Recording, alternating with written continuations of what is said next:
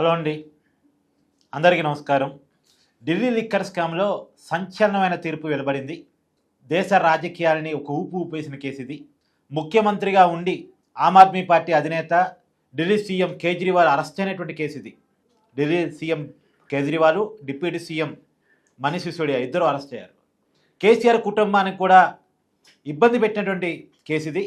కేసీఆర్ కూతురు కవిత ఏకంగా ఢిల్లీ లిక్కర్ స్కామ్లో అరెస్ట్ అయ్యారు. తిహార్ జైల్లో నెలల తరబడి గడిపారు.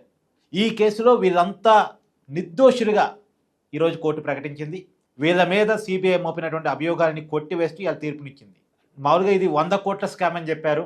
ప్రైవేటు వ్యాపారస్తులకి అనుగుణంగా కమిషన్లకు వచ్చే రకంగా, లాభాలు అధికంగా వచ్చే రకంగా లిక్కర్ పాలసీని మార్చి ఢిల్లీ లిక్కర్ స్కామ్కి పాల్పడ్డారు.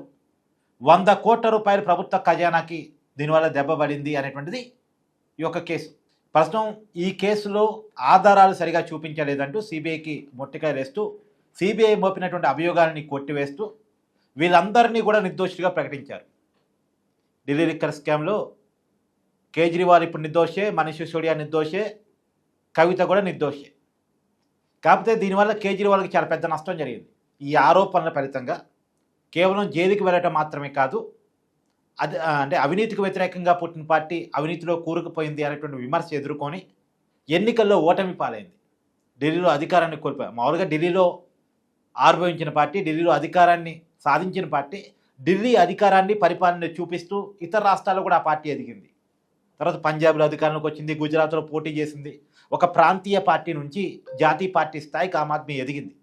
కానీ అదే ఢిల్లీలో అధికారాన్ని కోల్పోయింది అవినీతి ఆరోపణల ఫలితంగా. మామూలుగా అవినీతికి వ్యతిరేకంగా పుట్టిన పార్టీ కదా, అవినీతి ఆరోపణల ఫలితంగా ఆ పార్టీ అధికారాన్ని కోల్పోవడమే కాదు, ఏకంగా కేజ్రీవాల్, మనీష్ సిసోడియా వీళ్ళిద్దరు లిక్కర్ కేసులో నిందితులుగా ఉన్నారు. అప్పుడు వీళ్ళిద్దరూ ఎమ్మెల్యేలుగా కూడా ఓడిపోయారు. అంటే ఢిల్లీ ప్రజలు ఈ కేసుని ఎంత సీరియస్గా తీసుకున్నారు చూడండి. కేజ్రీవాల్, మనీష్ సిసోడియా అధికారాన్ని కోల్పోవడమే కాదు, ఎమ్మెల్యే పదవులు కూడా కోల్పోయారు, ఎమ్మెల్యేలుగా కూడా గెలవలేదు. సో కల్వకుంట్ల కవిత జైల్లో ఉన్న టైంలో తెలంగాణలో ఎంపీ పార్లమెంట్ ఎన్నికలు జరిగితే ఒక్క సీటు కూడా బీఆర్ఎస్ పార్టీకి రాలే.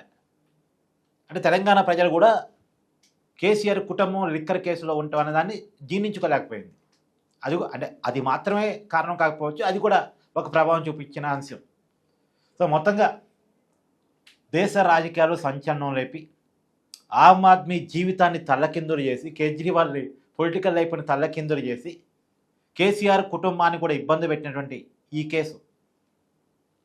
కేసులో స్పెషల్ కోర్టు తీర్పు ఇవ్వటం, అంటే ట్రయల్ కోర్టు తీర్పు ఇవ్వటం జరిగింది. కాకపోతే ఇప్పుడు సిబిఐ ఏం చేస్తా అనేది కూడా ప్రశ్న.